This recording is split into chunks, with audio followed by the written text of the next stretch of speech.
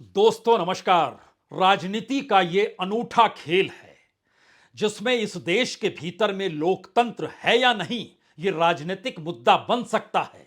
लेकिन राजनीतिक दलों के भीतर का लोकतंत्र बार बार तूफान की तरह कुलांचे मारता है और राजनीति के जरिए इस देश की सियासत को प्रभावित करने की दिशा में बढ़ जाता है। और खास तौर से इस दौर में जब 2024 के चुनाव को लेकर अगर पॉलिटिकल पार्टीज को, उसके नेताओं को यह लगने लगे कि इस बार अगर चूक गए तो आने वाले वक्त में उनकी ना कोई हैसियत बचेगी, ना ही सियासी ताकत बचेगी, तब जरा कल्पना कीजिए कौन चूकना चाहता होगा 2024 के चुनाव को लेकर।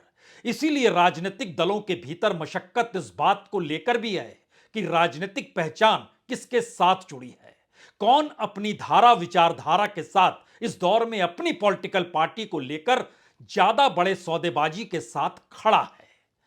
अगर विचारधारा का नारा कुछ लग रहा है और इस दौर में न्याय का शोर है, तो वह नारा और वह शोर भी हमारे अनुकूल होना चाहिए। और इस परिस्थिति में जब चुनावी मैदान में कूदने की बारी आए तो ज्यादा से ज्यादा बड़ी राजनीतिक सौदेबाजी की जा सकती हो और वो ताकत सिर्फ और सिर्फ हमारे पास हो, यह सोच एक के बाद एक तमाम राजनीतिक दलों के भीतर समाने लगी है। और यह राजनीतिक दलों की पूरी कतार इंडिया के भीतर है। तो क्या वाकई इंडिया के भीतर कुछ खमा चौकड़ी इस तरीके से मची है जहां सीटों के तालमेल से पहले अपने कद को बड़ा दिखाना है, अपने राजनीतिक दल की राजनीतिक जमीन को मजबूत बताना है और राजनीतिक तौर पर अपनी पहचान इस देश के सामने इस तरीके से रखनी है जैसे शुरुआत हम ही ने की और हम ही सत्ता के असल दावेदार हैं। या फिर जो दिखाई दे रहा है उसके पीछे या पर्दे के पीछे का खेल कुछ और है। क्योंकि इस दौर में अगर लड़ाई सामने बीजेपी से है या बीजेपी के नेता नरेंद्र मोदी से है, तो एक बात यह भी समझनी होगी कि नरेंद्र मोदी के साथ इंडिया के गठबंधन के तमाम राजनीतिक दल चाहे न जुटे हों, लेकिन इनमें से कई दल ऐसे हैं जो बीजेपी के साथ खड़े रहे हैं।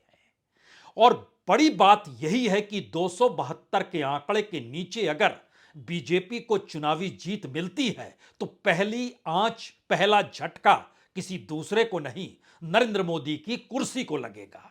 बीजेपी की सरकार तो बन जाएगी, लेकिन उस गद्दी पर बैठने वाले शख्स की तस्वीर एक झटके में बदल जाएगी, वो व्यक्ति बदल जाएगा।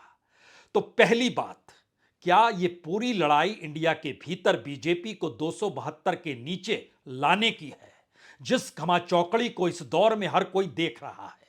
और दूसरी बात, जो 272 का आंकड़ा है उसे पाने के लिए घमा चौकड़ी जो मची हुई है उसके पीछे कोई दूसरा नहीं, कहीं मौजूदा वक्त की सत्ता तो नहीं, और वो चाह रही है कि उसकी उंगली या उनके इशारों पर चलने वाले राजनीतिक दल या नेता उनके अनुकूल इस दौर में राजनीतिक शोर मचाना शुरू कर दें? क्या ऐसा तो नहीं है? सामान्य तौर पर दोनों परिस्थिति के बीच आज एक एक लकीर को पढ़ने की कोशिश जरूर कीजिएगा, क्योंकि ये लकीरें आने वाले वक्त में आपको बार बार याद आएंगी, जिसको आप परखेंगे कि वाकई ये शख्स तब कहां खड़ा था, अब कहां खड़ा है, इस दौर में कहां पर क्या चाहता है और आने वाले वक्त में वो क्या चाहेगा।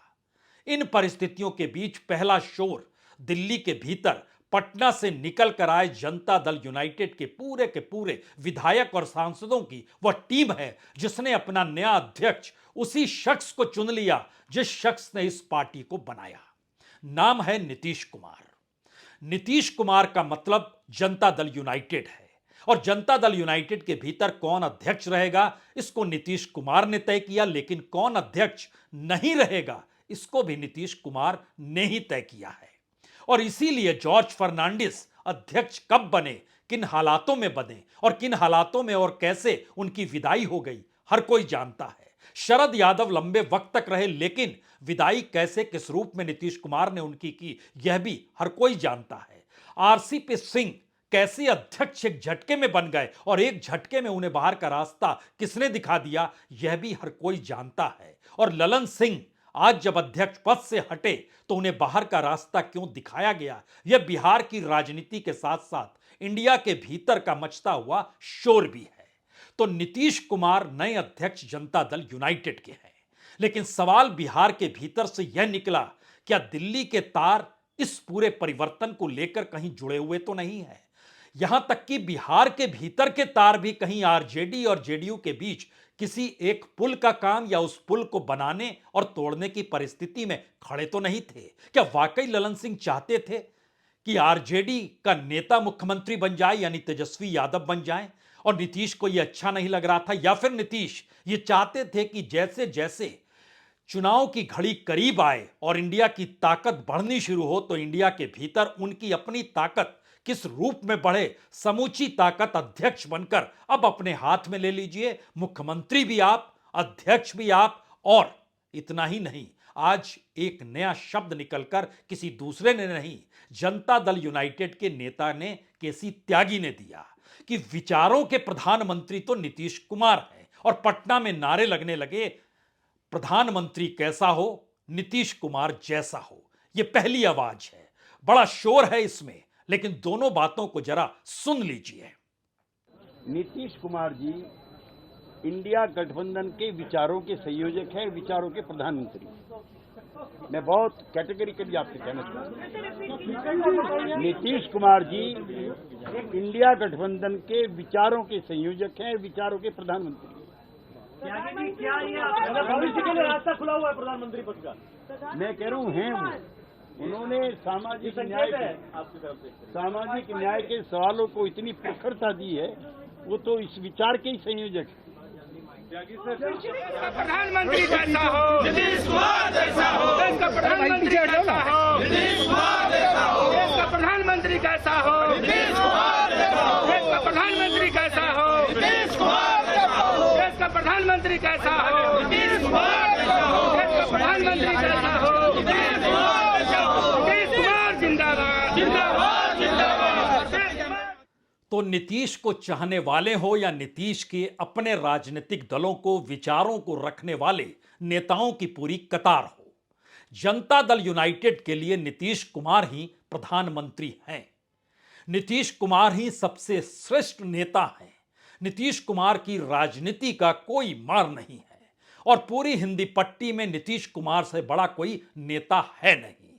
और इसीलिए नीतीश कुमार इस दौर में जाति जनगणना को लेकर जन जागरण अभियान पे निकलेंगे। जैसे राहुल गांधी न्याय यात्रा के लिए 14 तारीख को निकलेंगे, 14 जनवरी से, वैसे ही जन जागरण यात्रा वह भी जातीय जनगणना को लेकर झारखंड से शुरुआत करेंगे नीतीश कुमार। यह मैसेज राहुल को चुनौती देने का है, न्याय यात्रा के समानांतर एक जन जागरण की लकीर खींचने का है, या फिर जिस विचारों की यात्रा पर बैठकर नीतीश कुमार और उनको चाहने वाले उन्हें प्रधानमंत्री मान चुके हैं, उस दिशा में बढ़ता हुआ एक कदम है क्या? क्योंकि यह सवाल और आगे जाएगा, क्योंकि जिक्र इंडिया के भीतर का है। याद कीजिए, इंडिया के भीतर की बैठक जिस वक्त बेंगलोर में हो रही थी, उस वक्त ममता बनर्जी के फेवरेट कौन थे इंडिया के भीतर? उस वक्त राहुल गांधी उनके फेवरेट हुआ करते थे। और उस फेवरेट की प्रतिक्रिया में जब यह बैठक दिल्ली में हुई और दिल्ली के भीतर ममता बनर्जी ने प्रधानमंत्री पद के दावेदार के तौर पर या चेहरे के तौर पर जिस शख्स का नाम लिया, वो राहुल गांधी नहीं थे, वो मल्लिकार्जुन खड़गे थे। यानी एक झटके में कांग्रेस के भीतर ही एक वक्त कर्नाटक के जीत के बाद और इन 5 राज्यों के चुनाव परिणाम आने से पहले फेवरेट राहुल गांधी थे, और परिणाम आने के बाद कांग्रेस जिस तरीके से सिमट गई या हिंदी पट्टी से गायब हो गई, उसके बाद मल्लिकार्जुन खड़गे का नाम ममता की जुबान पर आ गया। इस राजनीति का हाल मौजूदा वक्त की परिस्थितियों के साथ कैसे जोड़िएगा? हमें लगता है इसको जोड़ें उससे पहले इन 2 बातों को एक बार फिर से सुनिए। पुरानी बात जरूर है, लेकिन सुनना चाहिए ममता बनर्जी के इन दोनों सुरों को सुनिए। और फेवरेट राहुल गांधी नहीं, खड़गे जी को नाम हमने किया है कि हर लोग पूछता है एक फेस तो चाहिए, तुम्हारा फेस कौन है? तो इसी के लिए हम प्रपोजल दिया था कि खड़गे जी को होना चाहिए। खड़गे जी अगर फेस होगा तो ठीक है, और हमारा कोई एतराज नहीं है। और हमको सपोर्ट दिया है अरविंद केजरीवाल जी। तो क्या सोचा आपने या क्या समझा आपने? ममता बनर्जी प्रधानमंत्री पद की दावेदार नहीं बनना चाहती हैं। वो सीधे तौर पर बंगाल की राजनीतिक जमीन को खोना भी नहीं चाहती है। इसीलिए संदेश आने शुरू हो गए हैं कि बंगाल के भीतर ममता बनर्जी ही सभी सीटों पर लड़ेगी। तो वहां के आंकड़े क्या कहते हैं? वहां के समीकरण क्या कहते हैं? क्या वाकई कांग्रेस के लिए वह एक भी सीट छोड़ सकती है? राजनीतिक तौर पर ममता बनर्जी जो कांग्रेस से ही निकल कर आई और कांग्रेस के सबसे करीब वामपंथी केरल को छोड़कर तमाम जगहों पर जब नजर आते हों और वामपंथियों के खिलाफ जो पूरी राजनीतिक लड़ाई ममता बनर्जी ने लड़ी, उस जमीन को वो कैसे छोड़ दे? लेकिन ममता बनर्जी ने नाम तो उछाल दिया मल्लिकार्जुन खड़गे का, इधर जनता दल यूनाइटेड के भीतर से नाम तो उछल गया नीतीश कुमार का, लेकिन सवाल उसके आगे का है कि कौन कितनी सीटों पर लड़ेगा? क्या इसको लेकर कोई सहमति हो पाएगी या हो सकती है? यह मुश्किल हालात उस महाराष्ट्र के भीतर है जहां पर गठबंधन की राजनीति की लकीर बहुत साफ तौर पर दिखाई देती है। शिवसेना जो टूट चुकी है, टूटी हुई जब नहीं थी उस वक्त उद्धव ठाकरे सीएम थे। जब टूटा हुआ एनसीपी नहीं था तब वो साथ में खड़े थे। और जब कांग्रेस एकजुट हमेशा से रही लेकिन उसका कोई चेहरा महाराष्ट्र की राजनीति में नजर नहीं आया, उस दौर में ये तीनों साथ थे। घटनाक्रम बदला, शिवसेना टूट गई या तोड़ दी गई, एनसीपी टूट गई या तोड़ दी गई, कांग्रेस अपने तौर पर अपने बूते अपने लिए खड़ी रह गई। और यहीं से सवाल शुरू हुआ कि टूटी हुई शिवसेना, बिखरी हुई एनसीपी और एकजुट कांग्रेस, इन तीनों की लड़ाई में किसे कितनी सीट मिलेगी? तो सीटों का तीसरा चेहरा भी इस दौर में इंडिया के भीतर से कहीं दूसरी जगह से नहीं, महाराष्ट्र से निकल कर आया। हमें लगता है इसको भी पहले सुन लीजिए, तब इन तीनों परिस्थितियों को डिकोड करना जरूरी है। और वह कौन से नेता हैं, वह कौन सा राज्य है, उन राज्यों की कौन सी राजनीति है जिस पर नजर दिल्ली की है। क्योंकि दिल्ली को इस बात का एहसास हो चला है, अगर गठबंधन मजबूत हो गया, अगर 1-1 की स्थिति आ गई, तो फिर बोरिया बिस्तर दिल्ली में मौजूदा सत्ता का बंध सकता है। और इसीलिए कहीं ना कहीं कुछ सेटिंग, कुछ तालमेल और कहीं कुछ डराना या कहीं कुछ फटकाना, इन परिस्थितियों को तो दिल्ली ही तय करती है। तो इसको डिकोड किया जाए उससे पहले क्यों इस बात का जिक्र है सीटों के तालमेल को लेकर, तो इन आवाजों को भी सुनिए। ये महाराष्ट्र है, महाराष्ट्र में शिवसेना है। शिवसेना मतलब महाराष्ट्र में सबसे बड़ी पार्टी है। कांग्रेस एक राष्ट्रीय पार्टी है। हम उनके राष्ट्रीय नेताओं से हमारी बातचीत चल रही है, चाहे राहुल जी है, सोनिया जी है, खड़गे साहब है, वेणुगोपाल जी और ये जो बड़े नेता है, जो डिसीजन मेकर है, उनके साथ उद्धव ठाकरे जी का हमारा डायलॉग बहुत ही अच्छी तरह से चल रहा है। तो हम कितने लड़ेंगे, आप कितने लड़ेंगे, ये बात दिल्ली में होगी। यहाँ कोई गांव के गली के जो लोग हैं वो अगर बोलेंगे राष्ट्रीय स्तर की बात, तो कौन सुनेगा। हमने कहा है कि हम हमेशा महाराष्ट्र में 23 सीटें लड़ते आए हैं, 23 जगह पर लोकसभा में, एक दादरा नगर हवेली, वो हम हमारी सीटें कायम रहे, इतना ही कहा ना। और जब हम शिवसेना ने जिस तरीके से, मैंने अखबारों के जरिए देखा कि जिस तरीके से डिमांड की है कि 23 सीटें चाहिए, 23 सीटें बहुत ज्यादा होती हैं। आउट ऑफ 48 23 सीटें आपको दे देंगे तो हम क्या लड़ेंगे। इस तरह से मांग पब्लिक में जाके करने के बजाय, अखबारों के जरिए करने के बजाय, आप इंडिया के बैठकों में सारी बातें रख सकते हैं। सामना में कहने के बजाय आप इंडिया के बैठकों में रखिए। एक बहुत बड़ा सच ये है, जो कि दुर्भाग्यपूर्ण है पर सच है, कि पिछले 1-1.5 सालों में शिवसेना बुरी तरह से बिखर गई, टूट गई। शिवसेना के कई बड़े बड़े नेता छोड़ करके चले गए, कई विधायक चले गए। जो 18 एमपी बोलते हैं, उसमें पता नहीं कितने एमपी, 1 दर्जन से ज्यादा एमपी उनके छोड़ के चले गए। यही हाल एनसीपी का भी है। यह भी दुर्भाग्यपूर्ण घटना है, लेकिन सच है, एनसीपी बिखर गई। तो इंडिया के भीतर मचता हुआ शोर किसी गीत की शक्ल में आपके कानों में अब गूंजने लगा होगा।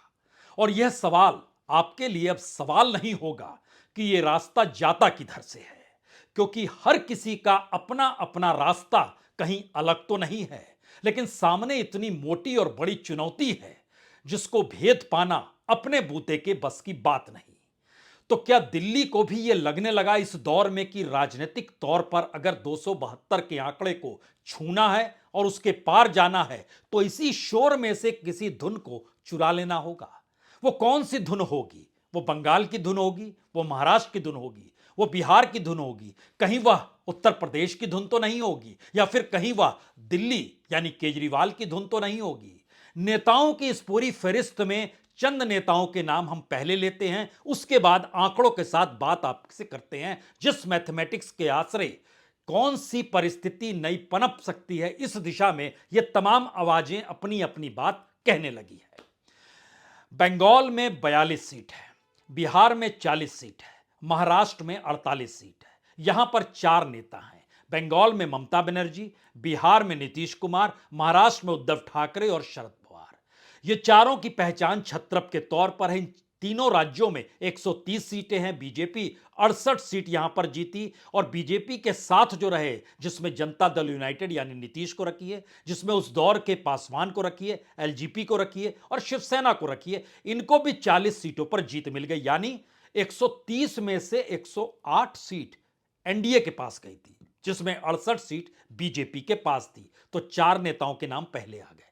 उसके बाद महत्वपूर्ण है अखिलेश यादव, जो कि उत्तर प्रदेश की सियासत को साधते हैं और उत्तर प्रदेश की राजनीति में अपने बूते अखिलेश यादव बीजेपी को मात दे दे, यह संभव है नहीं। और अपने बूते नहीं बल्कि मायावती के साथ भी पिछले चुनाव में मिल गए थे तो भी बात बनी नहीं, क्योंकि मायावती के वोट ट्रांसफर ही नहीं हुए अखिलेश यादव के पास। तो क्या वाकई एक नया महागठबंधन बन जाए जिसमें अखिलेश भी रहे, जिसमें मायावती भी रहे, जिसमें कांग्रेस भी रहे? लेकिन सवाल यह है कि कौन किसके साथ खड़े होकर किस राजनीति को साधना चाहता है जब उसके हाथ में कुछ नहीं आएगा। हाथ में तो तब आएगा जब आप हरा पाएं, और सामने वाला हार से बचने के लिए इन्हीं परिस्थिति को साधना चाहता है। इसमें एक और नेता का जिक्र केजरीवाल का। दिल्ली की 7 सीटें और 13 सीट पंजाब की, यानी 20 सीट। इस 20 में से 9 सीट बीजेपी के पास है। वहां पर भी उसको राजनीति करनी है क्या, यह भी सवाल आपके जहन में होगा। लेकिन सबसे महत्वपूर्ण बंगाल, बिहार और महाराष्ट्र है।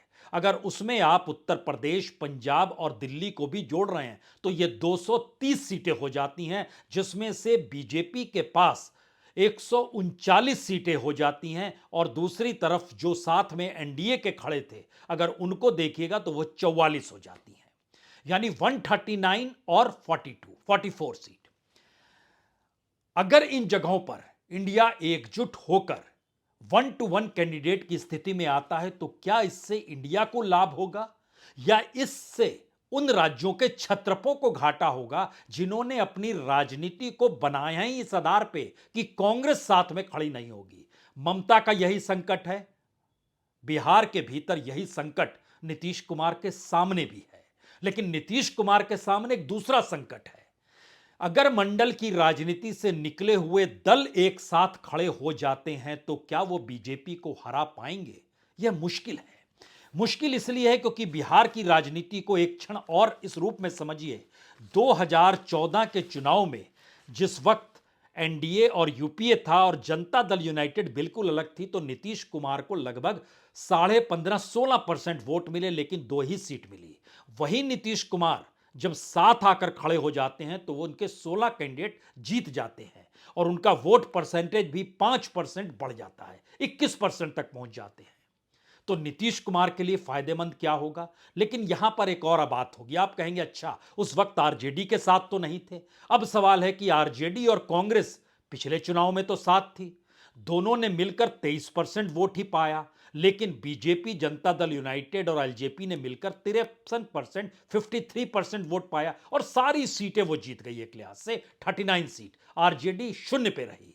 तो क्या आरजेडी का शून्य और जनता दल यूनाइटेड का अपने बूते 2 सीटों को जीतना, अगर इन दोनों को मिला भी देते हैं तो भी बात 35% वोट के आगे नहीं जाती है। और उस 35% में अगर कांग्रेस को भी छोंक देते हैं, 7% और जोड़ देते हैं, तो भी बात फिर वही 40% के ऊपर नहीं जाएगी, तमाम चीजें जोड़ने के बावजूद भी। और बिहार में तो बहुत शार्पली वोटर के तौर पर चीजें डिवाइड होती है। तो क्या नीतीश कुमार इसी समझ गए और इसीलिए अब अध्यक्ष बन गए कि आखिरी वक्त में निर्णय लेना उन्हें ही पड़े? कोई दाएं बाएं किसी दूसरे से बात करता हुआ नजर नहीं आए, जैसी सुगबुगाहट ललन सिंह को लेकर खड़ी हो गई थी कि वह तेजस्वी के करीब या लालू के करीब और एक झटके में जनता दल यूनाइटेड कहीं पूरे के पूरे मंच से गायब ही ना हो जाए। तो फिर ऐसे में गायब हो उससे पहले बीजेपी भी तो कुछ सोचेगी, उसके जहन में भी बहुत सारी चीजें होंगी, क्योंकि उसके हाथ में जितने पत्ते उससे ज्यादा तो उसकी अपनी एजेंसियों के पास का खेल है।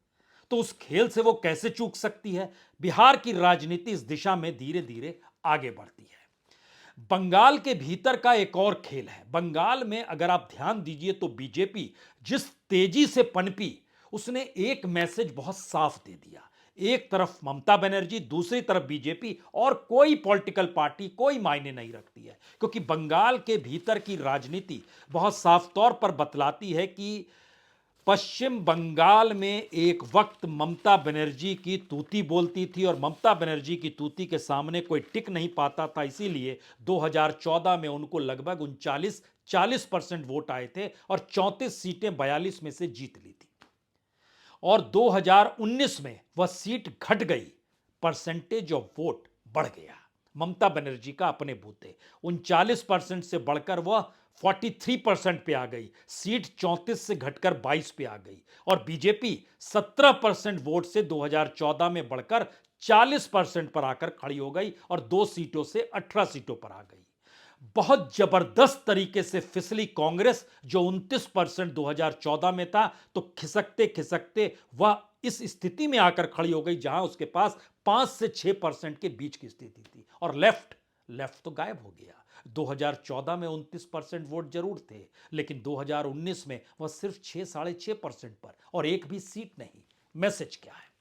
ममता बनर्जी की राजनीति बीजेपी के खिलाफ की है, लेकिन अपनी राजनीतिक जमीन को कांग्रेस या लेफ्ट के साथ बांटने की नहीं है। अगर बंटती भी है तो जहां पर कांग्रेस जीती या जहां पर कांग्रेस दूसरे नंबर पर रही, तो ऐसे में आंकड़ा 3 से 4 सीट के आगे बढ़ेगा नहीं।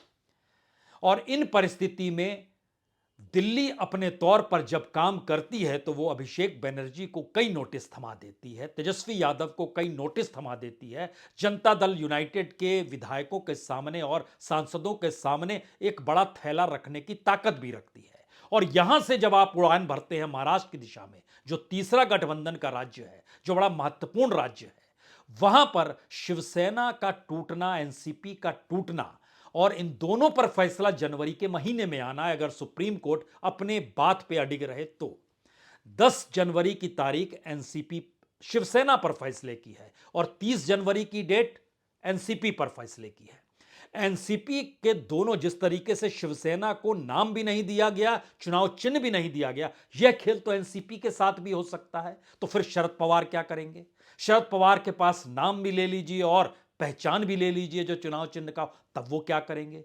इस संकट का बोझ यही कहता है कि किस अनुकूल वह करवट बदले, उस अनुकूल फैसला हो जाए। क्या ऐसी स्थिति है? तब तो यह संकट उद्धव ठाकरे के साथ भी होगा कि आने वाले वक्त में या भविष्य में उनकी राजनीतिक दिशा कौन सी होनी चाहिए। अपने बूते चुनाव लड़ें जैसे बाला साहब ठाकरे खड़े हुए, या राजनीतिक तौर पर इस गठबंधन के साथ सौदेबाजी करके अनुकूल हो जाए, या फिर वही दिल्ली के तार कहीं घनघनाने तो नहीं लगेंगे जब उसे महसूस होगा महाराष्ट्र इतना जरूरी है जहां पर अपनी गद्दी ना डगमगाए या 272 के ऊपर ही नजर आए। इस स्थिति में जिसे डिगाना है, जिसे फिसलाना है, जिसके सामने खड़े होना है, जिसके सामने नतमस्तक होना है, सत्ता के लिए सब चलता है। और चुनाव जब इतने नजदीक हो, जहां पर शोर इतना जबरदस्त मचा हुआ हो, उस शोर को भी इंडिया के लोग किसी गीत के तर्ज पर देख रहे हो, तो अगला सवाल उसके आगे का है। इसमें सवाल कांग्रेस का है। कांग्रेस बड़ी पार्टी जरूर है, लेकिन कांग्रेस इतनी छिन्न भिन्न है और इस तरीके से उसके पास वैचारिक दिवालियापन है कि वह कल किस रास्ते चले और किस रास्ते नहीं चले, यह भी उसको पता नहीं है। भारत जोड़ो के बाद राहुल गांधी ने जो छवि बनाई, जिस पहचान को बनाया, उस पहचान और छवि को एक झटके में किसी दूसरे ने नहीं, या तो राहुल गांधी ने या उनके सलाहकारों ने एक झटके में उन्हें उस राजनीतिक बाजार में खुले तौर पर बतला दिया कि आप कुछ भी नहीं है, जैसे ही वो जिक्र उस न्याय का करने लगे जिसके भीतर जाति थी। और जाति जनगणना की बात जब कांग्रेस ने उठाई तो ध्यान दीजिए, अब उसी जाति जनगणना का जिक्र नीतीश कुमार अपने हाथ में यह कहकर लेना चाहते हैं कि विचारक तो हम हैं। विचारों की लड़ाई नहीं, विचारक कौन है इसकी लड़ाई। नेता की लड़ाई नहीं, प्रधानमंत्री बनने की ताकत और क्षमता किसमें है इसकी लड़ाई। चुनाव में जीतेगा कौन इसकी लड़ाई नहीं, चुनाव में जीतने से पहले जो सीट कितनी किसको मिले इसको लेकर लड़ाई। इन तमाम परिस्थितियों से जो भी आवाज निकले, सवाल अब जो आखिरी सवाल है वह उस दिल्ली का सवाल है जिसके सामने बड़ा संकट सिर्फ यही है कि अगर इस देश के भीतर में मंडल चल निकला, अगर इस देश के भीतर में कमंडल कहीं फेल हो गया और कहीं जो गरीबी की जाति का नारा इस दौर में लोकसभा चुनाव में नहीं पनप पाया तो क्या होगा। यह खतरे की घंटी दिल्ली को बाखूबी सुनाई देती है। इसीलिए वह कहां पर डोरे डाले, कांग्रेस पर डोरे डाल नहीं सकती है, कांग्रेस के नेताओं को और ज्यादा तोड़ नहीं सकती है, क्योंकि कांग्रेस जिन 3 राज्यों में सिमटी हुई है वहां पर उसने बीजेपी को ही हराया। हालांकि तेलंगाना में बीजेपी है नहीं और बीजेपी के साथ अब जो बीआरएस आकर खड़ी हो चली है और कर्नाटक में जिस तरीके से जेडीएस आके खड़ी हो चली है, उसमें मैसेज बहुत साफ है कि बीजेपी इसलिए कांग्रेस से टकराना चाहती है आमने सामने कि वहां कांग्रेस को मात ही मिलेगी, ना उसका संगठन सक्रिय, ना उसके पास आने वाले वक्त में उस विजन की चुनौती जिसके जरिए वो बीजेपी या संघ को खारिज कर सके, और ना ही उस दौर की समझ जिसमें तमाम राजनीतिक दलों को साथ लेकर कैसे चला जाए, इसके लिए कोई बड़ा झुंझुना भी नहीं। और यहां तो एजेंसियों की कतार है, पैसे की कमी नहीं है और सत्ता तो हमारे पास है ही, तो सहूलियत देने की स्थिति में मौजूदा दिल्ली की सत्ता है। और इसीलिए बंगाल, बिहार और महाराष्ट्र, ये 3 राज्य दिल्ली की निगाहों में है। निशाने पर उत्तर प्रदेश और दिल्ली भी है, यानी केजरीवाल और अखिलेश भी हो सकते हैं, लेकिन इस पूरी प्रक्रिया में उसे सिर्फ 3 प्लेयर की जरूरत है। और ये 3 प्लेयर अपने अपने तरीके से अपने अपने राज्यों के घटनाक्रम में जिस राजनीति को गढ़ना चाह रहे हैं, उस राजनीति को गढ़ते वक्त इंडिया उनके जहन में है या नहीं है, यह तो आपको दिखाई दे गया। लेकिन क्या उनके जहन में बीजेपी है, क्या उनके जहन में मोदी है, क्या उनके जहन में अपनी राजनीतिक जमीन को बचाने की परिस्थिति है? जी, अपनी राजनीति को कैसे बचाया जाए इसकी लड़ाई शुरू हो चली है, क्योंकि आखिरी हिस्सा बहुत साफ कहता है कि कांग्रेस से बेहतरीन बीजेपी उन राज्यों और उन छत्रपों के लिए जिन्हें लगता है कि उन्होंने वोट बैंक कांग्रेस का ही छीना है, और कोई भी छत्रप अपनी राजनीतिक जमीन कांग्रेस के साथ बांटना नहीं चाहेगा, बीजेपी से टकराते हुए दिखाई देना चाहेगा। और जहां बीजेपी नहीं होगी वहां पर वह अपने अनुकूल राजनीतिक और राष्ट्रीय तौर पर समझौता करने से कतराएगा नहीं।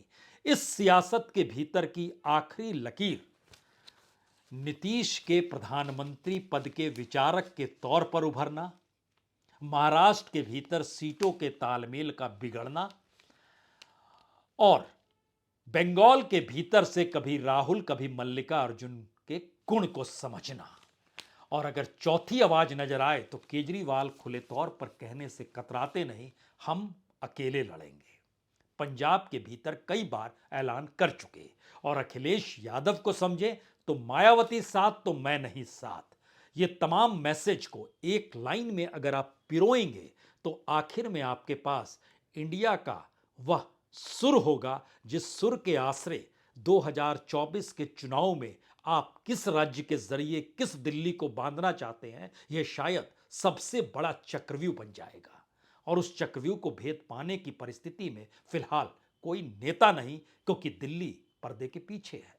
बहुत बहुत शुक्रिया, बहुत बहुत शुक्रिया।